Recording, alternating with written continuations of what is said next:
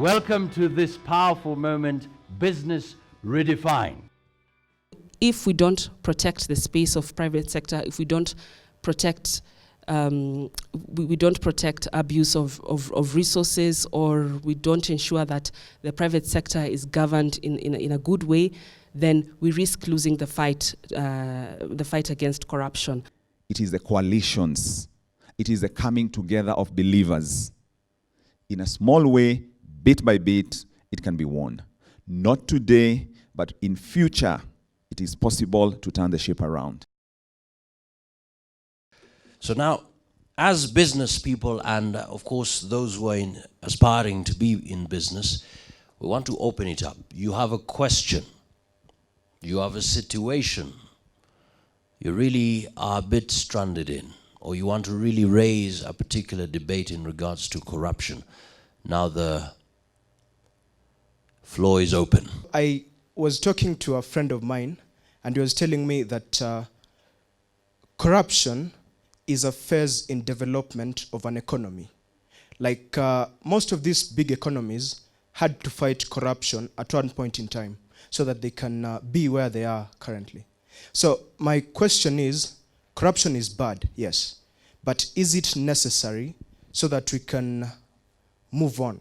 Is it like necessary to the economy? If we use technology, like say I was an e-citizen, and when you're applying for a passport, you'll pay through M-Pesa. You won't have to go to the government offices to pay. And you know, when you go to the government offices, you'll have to pay a bribe, so that you'll be taken fast. We can use technology in trying to bring down corruption in Kenya and not trusting anyone. We treat ourselves, and don't trust even yourself. Don't trust anyone. We use technology in trying to bring down corruption. Is it possible to use technology, or is it just a fallacy you're talking about? It is being said that it is about initiatives, about collaboration. And my question to you is simply how do you have mechanisms in place so that Transparency International can foster grassroots movements that can fight corruption right at the grassroots, so that we don't only hear Transparency International in the media at the national level when they're talking about scandals of the Eurobond, of the NYS saga. What are you doing to bring the initiatives and collaborations to the grassroots, to the county level, to the district level, mashinani? What are you doing about it? I'll start with the first question on whether corruption is necessary, whether it's a critical phase of development. Corruption to me is not just an ethical issue, but it's criminal in nature. So my question back to my friend who posed that question is, would you say a crime like murder or manslaughter is necessary? Because for me, corruption is equally as bad as murder or other very serious crimes. I don't find it necessary, and considering that we are losing a lot of resources as we continue to see corruption happening in this country. We are losing so much. So how far can we let it go on? Do we let it go on until we don't even have a shilling to see in this country? So no, I don't agree that corruption is necessary. We have countries where this has happened, but they've been able to curb the prevalence of corruption, and I think there are many countries we can look up to be able to borrow and learn from. The second question on whether we could use technology, I believe that, yes, let's leverage on technology to be able to create transparency and accountability in government. Technology is being used at various levels right now. In fact, I mean, it's a buzzword, even in government. I like that even government has embraced the use of technology. And even last week, if you listened to, on 23rd of November, when the president gave his statement on corruption, one of the key things he talked about was, let's go back to technology to be able to fight corruption and foster transparency. And he gave the example of use of technology in e-procurement, which I believe he said that we need to operationalize and roll out e-procurement fully across all the government departments. And I hope that just goes beyond e-procurement, but use technology for other processes. For us in TI, technology is very key, and we have been working with various people, particularly young people, because we've seen that the youth are more passionate about technology. There are various startups by young people that have come up with great innovations that are being used not just by Transparency International, but even by government to be able to ensure transparency. For instance, in registration services, I think if I look back in the last 5 years, I can confidently say that there's been, because of embracing technology, particularly in registry services, in a sense, corruption, bribery we've sort of reduced it. There's still a lot of work to be done, but I would say that technology has helped so far. On the use of, on engagement of the grassroots in the fight against corruption, yes, as Transparency International and as many other civil society organizations, we are at the grassroots level. For us, we don't just work in Nairobi, but we are also working in other counties such as Uasin Gishu. We have offices in Uasin Gishu, we have offices in Kisumu, and also have offices in Mombasa. And these offices work across, for instance, the Mombasa office does programs in the Coast region. The Uasin Gishu office does programs in the North Rift region, and Kisumu in the entire Western, the former Nyanza and the former Western provinces. And through the initiatives of these offices, we have been able to work with county governments, because we know that there's the big threat of corruption. In fact, from one of our last opinion polls that we conducted this year, almost 59% of Kenyans said that the biggest threat to devolution is corruption. And so for us, we've taken the call that we really need to ensure that we protect devolution, we protect our new nascent institutions of county governments against corruption. So we're working at that level. We're working at the very basic ward location level, where we conduct forums and engage with various levels of wananchi and just create awareness and understanding on what corruption is, and most importantly, try to empower them on what they must do to fight it. So not just going beyond awareness, but also teaching or creating a sense in them where they are able to, translate the knowledge into practice. And we also engage SMEs and business people also at that grassroots level, so that they are empowered to fight corruption. I'm interested in the question of technology, and because the key thing here is, as the gentleman observed, is that technology gives you one of the missing elements in this fight, which is leverage. So what we need to be looking at is, how can we get levers that will get there faster? And technology is one of them. But as I said earlier, there are many ways to do it, and technology, yes, it's one of the levers. And we have seen how it's being used with the e-government and the e-procurement. Not perfect, but let's also offer encouragement versus condemning some of these initiatives that are there. Because no initiative is perfect.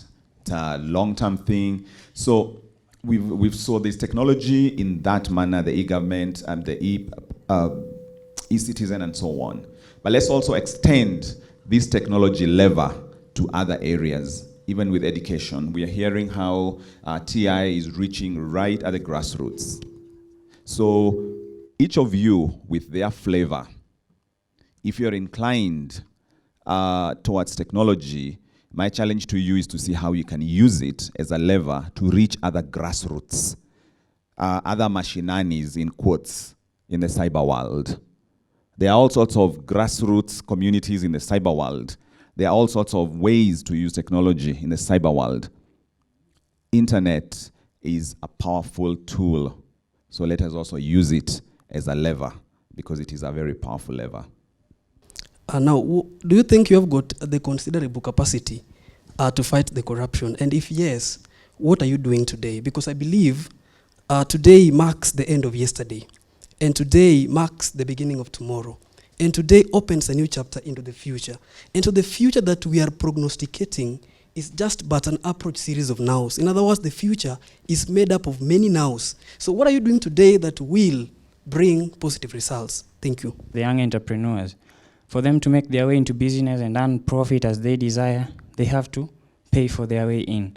How can we link business and corruption and mentor business people, young entrepreneurs and everybody, you as business people, you as the media, how do you do it to mentor the business people into looking for a way of doing business without building up corruption, but instead working for the killing of corruption? My name is Anthony Kinyanjui. I'm an advocate of the High Court of Kenya. I would like James to address the question of us respecting professions, in the sense that most of the times we want to get services that are below par by paying less for professional services. How do we encourage a culture where we respect professionalism and pay for the service that we get? Meaning that if you are paid well for the service that you get, then your inclination to engage in corruption goes down. Secondly, to Madam, there's no corruption. Most of the time we focus on corruption in the government. It's what makes news. It's what we read about day in, day out. But the government does not produce services or does not offer services or produce goods. These come from private sector. Then how do we focus then on private sector? Business people who engage in corrupt practices to get business and either charge more or not even deliver those services. Thank you. I'm John Minyo. I'm from the Technical University of Kenya, and I'm a distributor. I happened to secure a tender somewhere back in my county, and I appreciate the fact that we are embracing e-procurement, the IFMIS, and everything. But you get to this point whereby you're given a pre-qualification, and you have to go to each and every government office asking for the work, and they tell you to bribe them, which is not okay for the young people who are starting in the business, that is. Yeah, could you help me or advise me on that? I'm still concerned about one thing, that there's a lot of talk and a lot of, it's true there's a problem. But I want to challenge, because the gentleman asked, what are we doing? My question is, what are you doing? You have a flavor with words, my friend. You are waxing lyrical. I mean, you are pretty good with painting visions and so on and so on.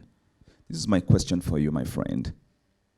What are you doing to use that flavor, that gift, to create that picture of a corruption-free tomorrow? What is your contribution with your flavor? And I'm asking everybody else as I'm asking him. He already has a way with words. He's pretty good with how he's expressing himself, and so on and so on. Use it, my friend, because you've got it, and you can do it, and your message can make a difference. Create that vision for us. Wax lyrical about that vision of a corruption-free world. A corruption-free tomorrow. It's always about the vision. It's always about an aspiration. And we have not heard your voice, my friend. We have not heard your voice. We have not seen your blog. We have not seen your special contribution. Use it, my friend. You've got it. And you can make a difference and start today. And if everybody did their thing with what they've got, this ship can be turned around. Not today, not tomorrow, but in due course. My friend Kinyanjui asked about professionals and professionalism and appreciating the need for one to pay a full professional fee. And yes, as we say, there's no one way. There are not two ways. There are many ways. And it is the small efforts done consistently that will produce the results. So in the small corner of professionals and professionalism, and I'm part of them. It is not going to happen in a day, but yes, once we embrace and once we get it in our hearts that I need to pay the full fee, I need to pay professional fee, it can happen. But my friend Kinyanjui and the rest, not in a day, but we must start somewhere. Let's create a chain. There's a reality that we deal with. And the reality is that I may not always have that amount of money to pay that full fee, but tomorrow I will. So tomorrow, let me pay the full fee. Tomorrow, you pay and honor the professionalism. Stop trying to finyilia the professional and pay them the least amount of money. But yet, this is a chain, friends. Even the mechanic, even the house help, let's stop trying to finyilia them and pay them the least amount of money. So yes, Kinyanjui, it can be done, but also across the board. And everything begins with you, and everything begins with me. In my small way, in your small way, it can be done. Not in a day, not tomorrow, but in due course. But just to bring in an issue here, I mean, in business, there is a culture that says, don't pay the first price. I mean, you go buy something, that price has been inflated. And it's like there's an agreement. The seller knows this guy is going to bargain. And for you, you know, wait a minute, this guy has inflated the price. So you fight to So you've got to always push the price lower and lower. Can we change that? Well, again, there's no straight answer to that. You know, in business, you're here to make a profit. So obviously, you will want to pay the best price that you can. So I do not have a prescription at the moment. So all I'm saying is part of what I said, that it's a reality that exists. And it's always going to be a bit of a tension between what they are offering. Is this real, the real price? Is it being padded up? And so on and so on. So should I offer the least? It's a reality that we have to deal with. And there's no straight answer here. But and again, the other reality is I'm in business, so I want to pay the least I can. So it's a bit of a contradiction. And I say this is a war, not of perfect people in perfect scenarios. For me, it's an issue of integrity among the person who's selling the good. If you know that a good or an item or a service is priced at, say, 100 shillings, why price it at 500 and, you know, hoping that, not knowing or saying that, okay, the customer is going to negotiate all the same. I mean, it's an issue of integrity. So I think the onus is on business people as well. I mean, if a price is if an item is 100 shillings, then sell it at 100. If you want to go lower and you're still open for negotiation to offer it at a lower price, fine. But offer the good or service at the recommended price. And I'm happy that one of the things that the president talked was about the costing of items. But I know it was mostly largely geared towards government buying goods, where he said that there will be a price reference list that will be updated periodically, and they should purchase goods according to the prices given in the reference list. So at least if we're able to start, at least from the government level, where the government is doing business with business people or the private sector, that would be a good place to start. But I hope that will be able to translate or trickle down as well to business between individuals like myself and business people. To try and answer the other questions that were posed first by Victor, I agree with the challenge that he was given, that what are you doing? You know, what is your flavor? What are you doing? Because for me, you asked whether we believe that Kenyans have the capacity to fight corruption. We do. We have enormous potential. But that potential can only be realized if we take ownership of the fight against corruption. And for me, it's not about what everyone, including the president, is doing, but what are you as a Kenyan seated there doing? Right now, we have so many channels to engage. The social media, for instance, for young people, that is a powerful tool, a powerful platform to engage the government and hold them accountable. Are you engaging them with all these tools and platforms that are available for you right now? So I throw back the challenge to you, Victor. What are you doing? There's a question from the gentleman from the School of Business, University of Nairobi. He asked how young entrepreneurs can be mentored. Mentorship is very key in giving young people the skills to be able to say no to corruption, and the skills to promote accountability and transparency in their own professional life. I think one thing that we have to do as in academic institutions is introduce modules that train young people in ethics and integrity. I don't know whether that exists already in the business courses that are being undertaken in the various schools of business or faculties. But for me, that is something that is critical. But we shouldn't wait to start this kind of learning at the university level or at the tertiary level. We currently, as Transparency International, there's a curriculum review of the